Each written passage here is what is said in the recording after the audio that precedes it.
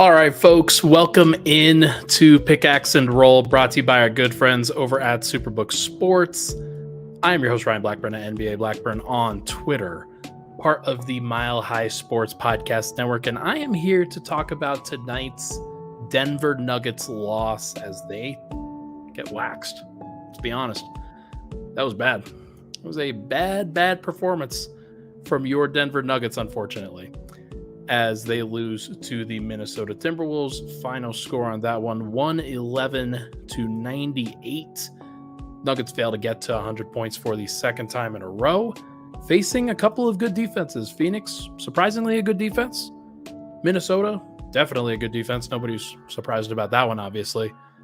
And Minnesota brought their A game. They were very good tonight. I was in the building. I clearly saw a team that was just on a different level than where the Nuggets are right at this moment. And I'll expand about that a little bit more in the future, but just wanted to thank everybody that does hop into the show. I know it's a very late show. I'm not going to be able to podcast tomorrow. I have a family obligation, so that is why I am podcasting back tonight, a throwback to Nuggets After Dark, as I was doing towards the middle and end of last year. Fun stuff. Good to get back into that swing of things for sure, but not a fun game to talk about. We're going to talk about this one. Obviously, I'm not expecting a ton of social interaction with this one, believe me, but wanted to get up a podcast none the same. All right, let's talk about this game. We're going to talk about that in the first segment. Second segment, going to talk about tough playoff matchups and if the Timberwolves are, in fact, the toughest playoff matchup. If you're looking at the title of this podcast, you're probably like, yeah, Ryan seems to think that they are. And I'll explain my logic in just a little bit. But third, I'm going to talk about Jamal Murray's health and Denver's overall health concerns and sort of where I am just talking to people in the building, asking questions at the podium. You guys hear me on the post-game commentary, the post-game bits that are posted by Altitude and any other outlet, basically. Like, I'm definitely asking a lot of questions in there and hopefully trying to get you the answers that you deserve, that you absolutely deserve as Nuggets fans. So a lot of questions to be asked tonight about this Nuggets team, but let's start about the game. Let's start with the game. Let's talk about just everything that went on. Denver came out of the gate really poorly in this one. They go down immediately 33-26. And I could already sense at that point that this was just kind of a different tier than where the Nuggets were willing to go, where they were able to go on a night like tonight. Minnesota goes up. They put up 33 points, 29 points in back-to-back quarters, go up 62-43 as the Nuggets offense. I thought that was more of the problem than the Nuggets defense. Michael Malone obviously would disagree. But I thought that Denver's offense was really problematic in this one. Nikola Jokic was bothered by the coverage that the T-Wolves were throwing at him. Naz Reid was being very physical. In the third quarter, Jokic obviously drew a bunch of fouls. He got to the foul line. He helped Denver sort of get back into it that way. But Denver only scored 21 points in that quarter, despite Nikola Jokic going to the free throw line 8 times. And Denver just couldn't hit a shot on the outside.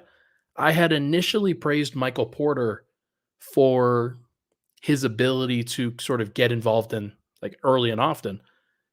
That was when he had 8 points in like the first 4 or 5 minutes of the game. He finished with 14, and 2 of those were certainly in garbage time towards the end of this game. But he couldn't really stay involved. Jaden McDaniels and the Minnesota Timberwolves did a nice job of cutting off a bunch of his shot attempts, and the shot attempts that he did get going forward, he missed.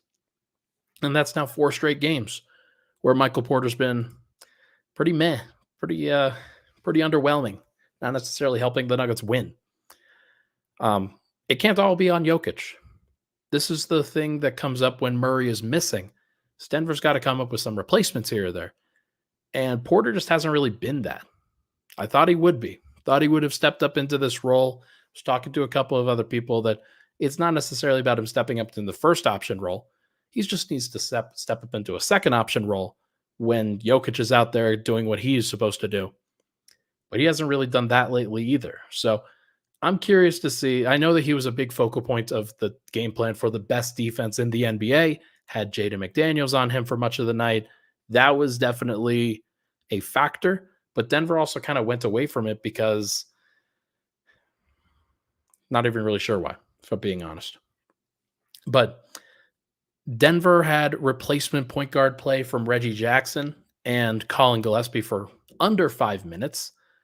Uh, Reggie Jackson was solid for parts of the game and pretty bad for other parts of the game. He was underwhelming, couldn't really finish around the rim.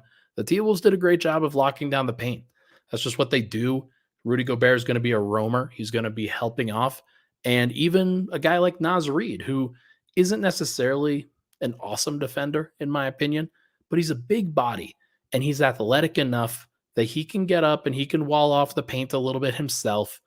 And somebody like Reggie Jackson is going to have to be better finishing. Going to have to be better finishing in those situations.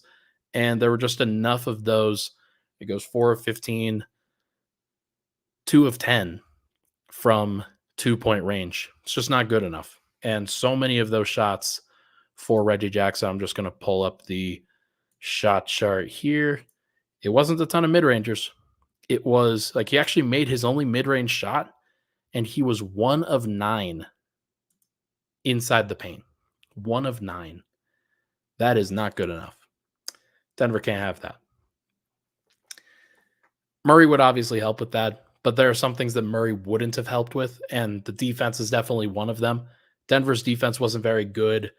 They allowed Minnesota to get whatever they wanted. Minnesota had 0 turnovers in the first half. They turned the ball over plenty in the second half, or at least plenty enough that it sort of made a dent. So it was only 7, but it allowed Denver to kind of get back into the game. Minnesota only scored 49 points in the second half after scoring 62 in the first, but there's too many mistakes, too many offensive rebounds allowed. And these were key points where you get a tip out for an offensive rebound 3. And those are just backbreakers where you do a great job. And Denver only allowed 6 offensive rebounds tonight. Rudy Gobert had 3 of them. 3 other guys had 1 apiece. But Denver just didn't get enough stops in general. And like the defense sort of improved, but I'm looking at KCP on that one. He was not very good in his matchup against Anthony Edwards, in my opinion. Ant had he was 0 of 8 from 3, but that wasn't really anything that Denver was doing specifically. Ant was just missing. Ant was 8 of 11 from 2-point range and then 9 of 10 from the free throw line. He was in control. And Jaden McDaniels got the shots that he wanted against Michael Porter, hit pretty much every shot that he wanted. Rudy Gobert went 7 of 8 from the field. Denver tried Rudy Gobert towards the end of the game, and he went 7 of 15 from the line. It wasn't quite enough to get them back into it, but just a mix of problems for Denver on the defensive end. Stuff that you don't really like, stuff that you don't like. Denver's energy was clearly not there. They didn't approach the game at the beginning really well. I thought that Aaron Gordon wasn't very good. And I thought that Michael Porter, Jokic put up 32, 10, and 5. He was involved. He shot 24 times. He was doing his best to keep Denver in the game. And Michael Porter, too often in those situations, was just left kind of standing on the sidelines, not necessarily wanting to get too involved. It was really just Reggie Jackson and Nikola Jokic in the middle of the floor. And that's the way to attack Minnesota, especially when they don't have Jaden McDaniels defending on the ball. They had him defending Mike. The problem is that Mike, he's got to step up and scale up to that second scorer role. And Denver's got to do a better job of keeping him involved, and Mike's got to do a better job of making himself available in those situations. And to only take 10 shots in 36 minutes on a night like tonight, to me, that's it's not good enough. He had some good passes. I do want to note, had some nice passes, including a dump off to Aaron Gordon in the middle of the lane. There were some good high value passes. He finished with 4 assists, but just not enough involvement in like as a scorer. On a night where Denver couldn't score, Mike had it going at the beginning and then faded. Like he can't fade in these situations. Denver needs more from him, and they didn't get it. So I'm not concerned perchance per se. Denver's in a really tough place right now with where they are health wise.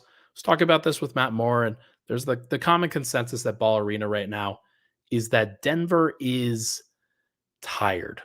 Is that they're pretty physically beaten down and worn down, and they did a nice job. And one of the things I noted was that, and Denver, they were talking about being the 1 seed a couple weeks ago. Talking about being the 1 seed, talking about all these things. And now that they've lost back-to-back games, the tone has definitely shifted from we need to be the 1 seed, we want to be the 1 seed to let's just get healthy. Denver just dropped to the 3 seed tonight, and I wonder if they stay that way going forward. And I think they'll probably be fine. They'll probably be okay with it. But just noting that Denver is kind of like, I think this loss, I think this may have changed some things for the way that Denver handles their final 8 games of the season or so. They already were resting guys every now and then. Jamal's obviously been out. We'll talk about him in the third segment. But it sort of feels like Denver is on the trajectory now, where over the final 8 games of the season, they clinched the 3 seed over the Clippers, and then they're done. They're not going to worry about the 2 seed. They're not going to worry about the 1 seed. They're probably just going to clinch the 3, and they'll let that be that. So we'll see where they go from here, but let's take a break. Tough one. Don't really want to talk about this game too much. Let's just kind of flush it because there aren't a ton of really major big takeaways that I have for this. Because, like, look, Denver was just overwhelmed. They're overwhelmed by what is a better team right now, a more desperate team right now in Minnesota.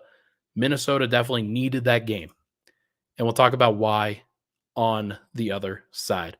We'll be right back. But first, this podcast is, it's brought to you by our good friends over at Superbook Sports, the most trusted name in sports gambling with a direct line to Las Vegas. And now you can use their promo code MILEHIGH and score up to $250 with their first bet bonus. Win or lose, Superbook will match your first bet up to $250 with promo code MILEHIGh.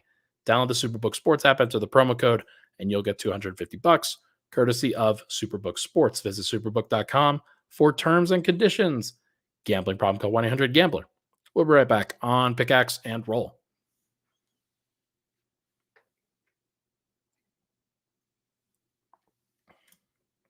And we are back. Pickaxe and Roll. Ryan Blackburn here. Thank you so much for tuning into the show. Apologies for the late hour. As I noted at the beginning, just not going to be able to podcast tomorrow. And I know it is now tomorrow because it is 12:43 a.m. But not going to be able to podcast at any other time on Saturday. Just got some obligations. And then Denver's got a matinee game on Easter on Sunday. So I will podcast after the Easter game. We'll kind of do similar schedule to what I'm doing now, except it's a 1:30 p.m. start. So Swipa and I will be doing weekends with Swipa, most likely at around, we'll say 7 or 8 p.m. on Wednesday night. Should be fun. We'll do my best to give you the best coverage on that one. All right, let's talk about toughest matchups. Minnesota has jumped to the toughest matchup for me. And they never really left from that spot. Like, there are some concerns I think that people had with them in terms of their execution offense, in terms of their ability to be poised in different situations. Is Anthony Edwards going to match up with Nikola Jokic as a best player in a series kind of thing? I think that those are all still valid. I think that they're all still reasons to be a little bit wary of Minnesota specifically.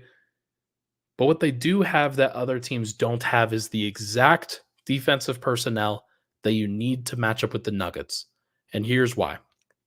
Just talking to some Minnesota folks, Dane Moore, who's been on the Dane Moore podcast Also, he's done the alley oop with me. Uh, you should know him if you listen to my work. John Krasinski over at The Athletic. Those guys are of the opinion that like Minnesota's defensive personnel is about as good as you can get with matching up with Denver. They can throw size and athleticism and the length at Jamal Murray between Jaden McDaniels and Nikhil Alexander Walker.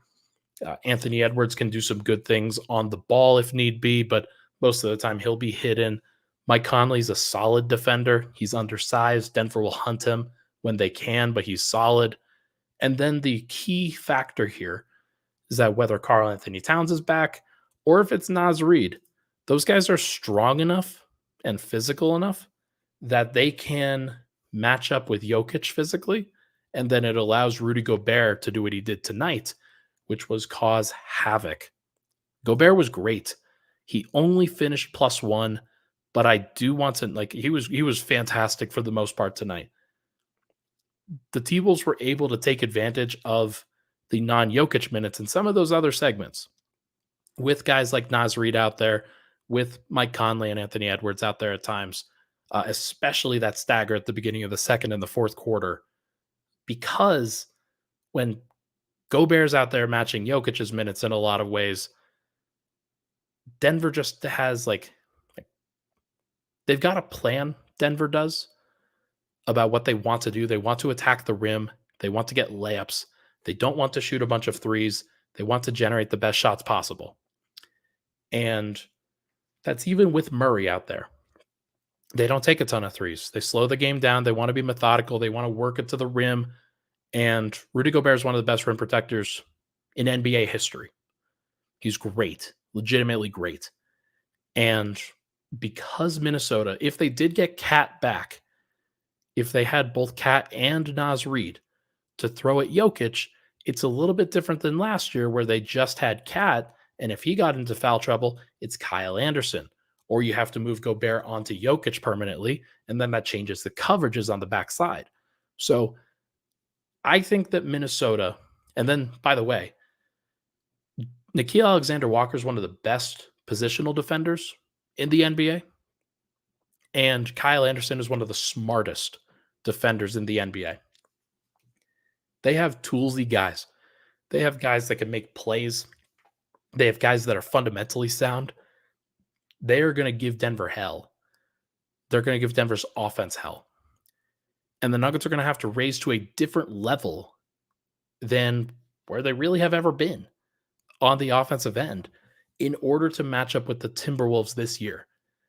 Because the Timberwolves are better defensively than they were last year by a lot. They are smarter. They are more connected. They have better personnel. It's just very clear. So I think that they are at the top of the list of teams that Denver should not necessarily fear, but I think are the best threats to a Nuggets title. Because I think that if Denver's going to lose the title this year, I don't think it's going to be because they lost in the NBA Finals. I think it will be because they did not get there. Because they, like, for whatever reason, there was a team that matched up with them really well. There was a team that caught them at the wrong time. There was a team that just outshot them, whatever it ends up being. I think that Minnesota's at the top of the list. They are 1. I think the Suns are number 2. I think OKC is number 3 on that pecking order. The Suns have proven with Nurkic and Eubanks that they've got some physical guys that are smart, that can connect. And as we saw with Phoenix, they have enough shooters now that it's a little bit different. It's a little bit different than it was last year when you're letting guys like Josh Okogie, Keita Bates-Diop, even not Landry Shamet necessarily, but some of the other guys like Cameron Payne, just let them shoot. You're not scared of those guys. But now they've got Grayson Allen. They've got Bradley Beal. They've got Royce O'Neal.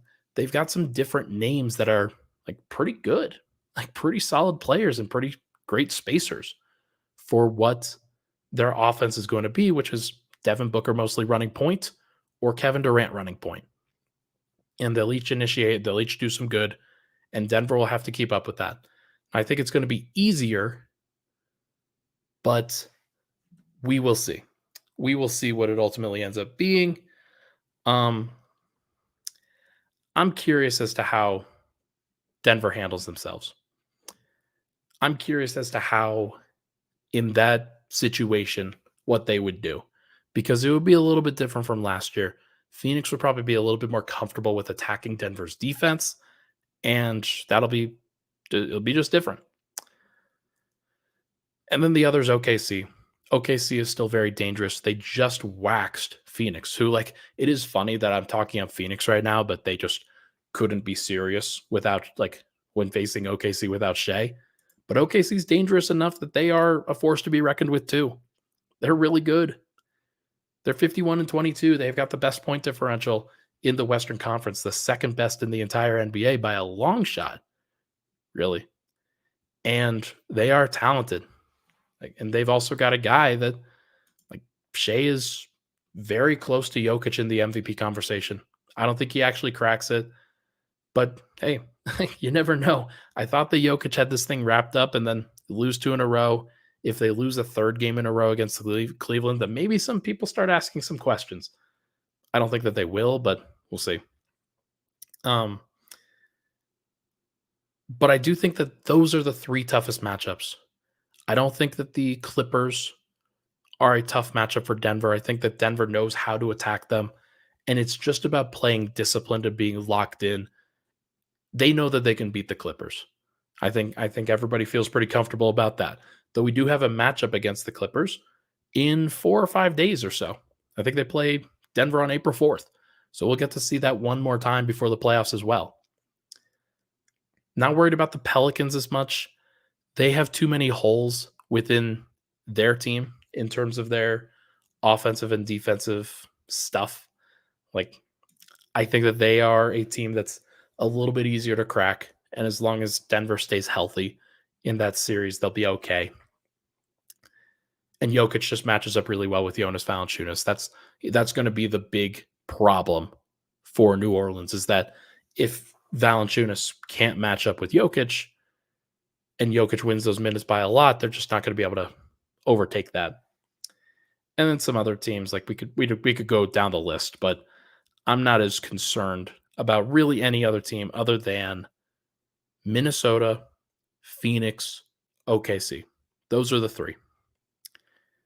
And so right now, Denver will be matched up with Dallas in the 3-6 matchup. That'd be tough if you're Denver. That'd be tough. Like, not easy. None of this is ever easy. Murray would have to be pretty good in that series. I think he'd show up. He'd be better than how he matched up against Derrick Jones Jr. in that series, or that game about a week ago. Jokic would shoot more efficiently. He's just going to be better. I just wonder if those guys are tired, if they ran out of steam a little bit.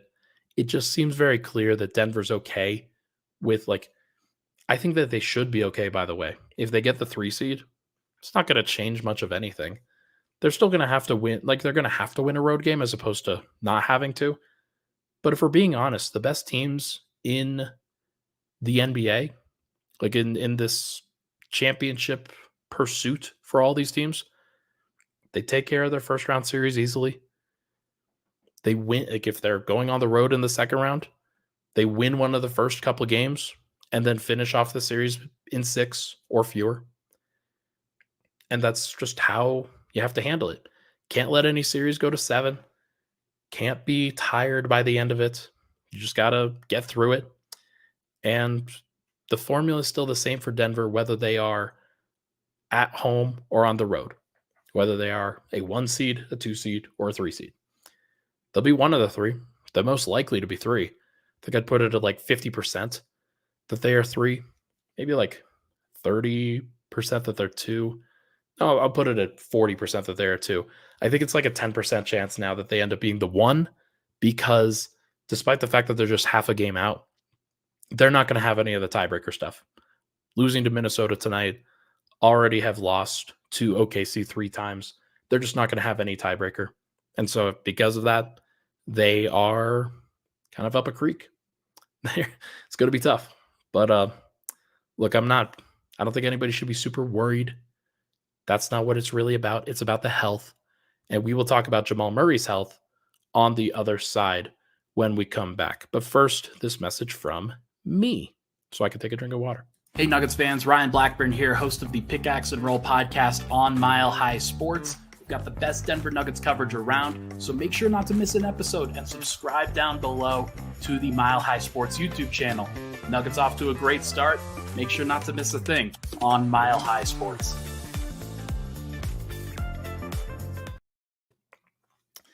All right, final segment here, Pickaxe and Roll.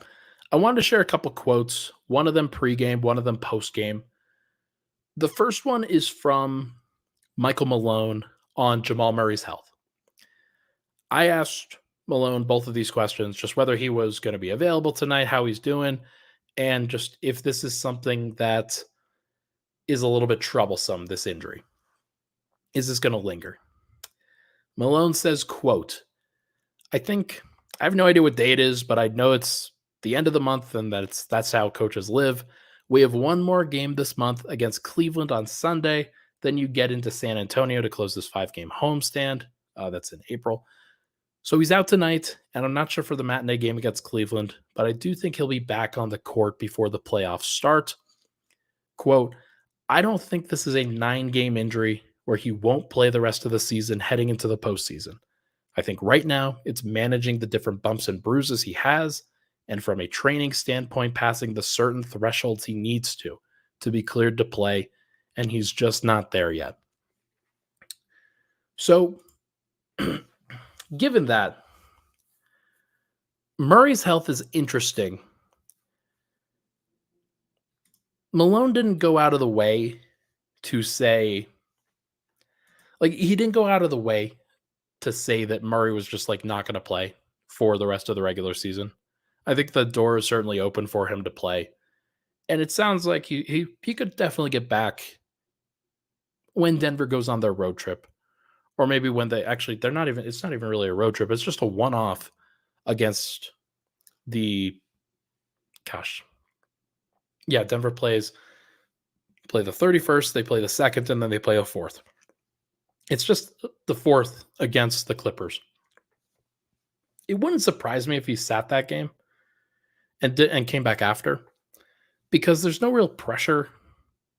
There's nothing that Denver needs. They could certainly win that game and make sure that they clinch the 3 seed over the Clippers. That would probably help.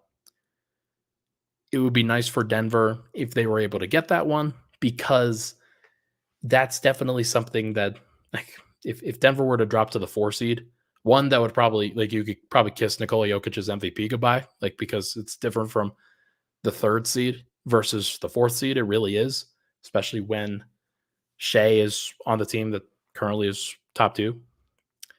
But for Denver, it would be kind of psychological. You just don't want to drop before the playoffs start that much.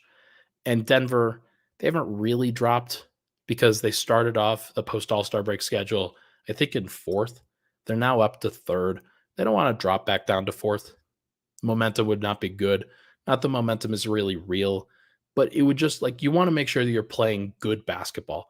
And they played good basketball for a little bit, but I think that they need some reps of what their playoff rotation is going to look like, how Murray sort of affects the bench units and how they play. Reggie needs to get back to playing a sporadic amount as opposed to 35 to 37 minutes. That seems like too much. And Colin Gillespie just probably, they shouldn't be relying on Colin, because if they do, he's not eligible for the playoffs anyway. So you don't want to have to do that. But regarding Murray's health specifically, there was one piece of that I wanted to mention again. It is, quote, I think right now it's managing the different bumps and bruises he has, and from a training standpoint, passing the certain thresholds he needs to be cleared to play, and he's just not there yet. He's not there yet is kind of concerning, because I thought that he would be a little bit better off. They have gone away from listing his injuries as an ankle injury to now it is right knee inflammation. Thought that was interesting. That is not the ACL knee. that is the other one. He tore the ACL in the left, if I'm not mistaken, but the right knee is the one that is inflamed. If you remember back to last year, Murray had this on occasion where it was a compensation injury, where had some knee inflammation on that side of things. The left knee was fine. The right knee was just a little bit sore from doing a lot of work and maybe doing a little extra work. So maybe the best thing for Murray is rest. But he's also one of those guys that he needs to kind of get into a rhythm again. And I'm not sure he's going to have a lot of time. Now, to be fair, going from the regular season to the playoffs, you're just never going to have a rhythm. Like, you're never going to keep a rhythm. But for Denver, it would not surprise me if they try to get him 4 or 5 games. And that's all he really needs. He doesn't even need to play like 35 minutes, 40 minutes, or anything like that. He just needs to play 25 to 30 in 3 of them, and then maybe a half in the other. And that would be fine. So that's where I'm kind of thinking that there's some stuff there that it would be nice if he was able to get done. If he was able to play a little bit, that would be good. But second quote that I want to share is from Nikola Jokic. I posted this after or before leaving the presser tonight. Nikola Jokic on whether the Nuggets need the 1 seed or not. He says, quote, and this is a full quote, "I really don't know. If you want to pick and choose who we're going to play, I think that's not a good thing. I never did that. I think you should go there and win every game and beat the best, probably. Quote, I just want us to play good and to be healthy. I think that's the most important thing." So it's not like, this isn't like sage wisdom or anything like that. This is Nikola Jokic saying what he thinks, saying how he feels. And his perspective on this is interesting. He has maintained this throughout. Denver, as I mentioned before, has gone from, oh yeah, we want to be the 1 seed to, oh yeah, we just kind of want to get healthy. Jokic has very much been in the camp of, I don't care what seed we are, we need to be playing well, we need to be healthy. He knows what they've got. I think everybody knows what they've got with Jokic and Murray especially. Denver just needs to be healthy, but they need to have some of these key like benchmarks that they reach in terms of playing well heading into the end of the season. They've stopped playing well. It's been a while since they've played a good game. Denver's had some moments where, like, hey, yeah, you play well against a bad team. Okay? Would like to see Denver, especially in some of these matchups against West teams, play really good. Put out a full 48. Shoot the ball well. It's been a while since we've heard Denver shoot the ball well. Denver's been kind of in a rut as a shooting team for a little bit now. It would be nice to see them make some threes. It would be nice to see them space the floor. I want to see Peyton Watson hit some threes. It's been a little bit since we've seen Peyton Watson hit some threes. I'll pull this up for you. I think he hit one, I want to say 3 games ago or so. But over the past 13 games, we'll go 15 games. 16 games if you want to include tonight. Over the past 16 games, Peyton Watson has hit 3 total threes. 3 of them. And it's not like he's taken one in every single game. Every single one. He's taken at least one. But he has not hit a 3. In, since the Dallas game a couple weeks ago. So, want to see Peyton Watson hit some threes. Want to see Christian Braun play better than he did tonight. He was bad tonight. He was really bad. Want to see Denver not shoot 10 of 40 or 8 of 28 or just whatever they're doing. If there is one big weakness that I think Denver has right now, actually, I can name several. Defensive rebounding is one of them. Defensive rebounding, I think, is a focus thing. I think it's a mental thing as much as a physical thing. It's about doing the work and being willing to do the work. And Denver That's one area where they haven't really been willing to do the work. But if there is one other thing, it is that they don't space the floor well. On the year, Denver's not shooting the ball at a great percentage. They are just uh, shaky when it comes to their actual 3-point stuff. They don't take a ton of threes. They are actually dead last in the amount of threes that they take,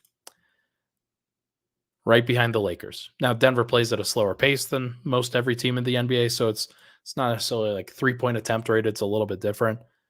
But Denver's percentage is 36.9%, which is down to 13th in the NBA. They are now average in terms of their 3-point percentage.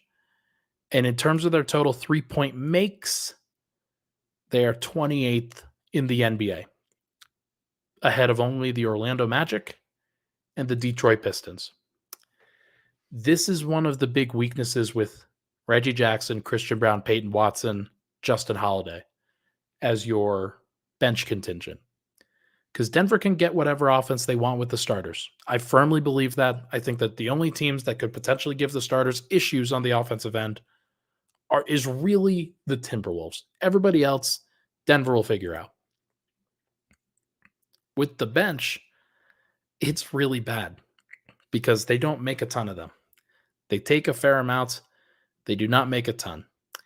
If I go to, let me just adjust, and I'll do this now. I shouldn't be doing this now because I'm being dumb. With Jokic on the floor, Denver's 3-point percentage is 38.4%. That is not quite the highest on the team, but it's pretty close. With Jokic off the floor, Denver shooting 33.6% from three. It's not just that they aren't like generating a ton, and they don't generate a ton when Jokic is off the floor. At least not good ones. But it's not a surprise that they don't make as many as well because he sets them up really well. Murray, for as many strides as he's made as a playmaker, he's not Jokic. And when he's playmaking for others, he's often setting up Christian Brown, Peyton Watson, Zeke Naji, Aaron Gordon, Justin Holiday, guys like that, as opposed to setting up Michael Porter, KCP, Jamal Murray himself. So it's not a surprise, but the bench is not a good shooting unit. They're going to have to make some shots. They're going to have to find a way. And Denver's going to have to find a way to stay healthy. They're going to have to find a way to be engaged. They're going to have to find a way to be better. And right now, they're not good enough. They might be able to be good enough. They flipped a switch last year, and they made it work. But I think between the injuries and some of the questions that I have with the bench unit and some of the health concerns, like I did mention injuries, but also just like the burden that you take on as a defending champion, there's a reason that teams have not repeated. It's not always because they're not good enough. Most of the time, it's just stuff gets in the way. And so I'm hoping that Denver can figure it out, hoping they can find ways to get better, find ways to get rested. And I agree with this from Alex. Jokic needs rest too. He was, like, he talked about playing through his wrist injury. There's a wrist injury that Jokic has had for years. It's public knowledge, but not quite to the level of like, oh yeah, it's a problem, because Jokic still hits pretty much every shot that he takes. It is more problematic than he lets on, more problematic than the team lets on, and it is something that he will have to eventually get surgery on. It'll probably not be during an offseason. It'll probably be when he retires, if I'm being honest, because it does not seem like Jokic wants to fix it. He doesn't want to be sidelined. He wants to play through it. And he talked about today how he's comfortable playing through pain. Because he's the Joker. Because he's that dude. So, look, Denver needs him at his best, or close to at his best. He'll figure it out. I'm not concerned about him. I know that regardless of the situation, Nikola Jokic is going to find a way to show up. He may not be perfect, but he's going to be really damn good. And it is on the Nuggets to figure out how to compliment him the best they can. We'll see if they can. Folks, that is going to do it for this episode of Pickaxe and Roll, brought to you by our good friends over at Superbook Sports. It is 1:10 in the morning. Thank you to the folks that stayed up with me. Really appreciate all the love and support. If you can, please like and subscribe to the video if you have not done so already. That really helps out, really helps spread this out. It helps for all those that are going to wake up and wonder, hey, when did Ryan podcast? This will help put it in their inboxes. So thank you for doing so. Thank you for tuning into the show. Really appreciate it. I will be back, like I said, on Sunday evening with Swipa. Should be a lot of fun. I'll see you guys very soon.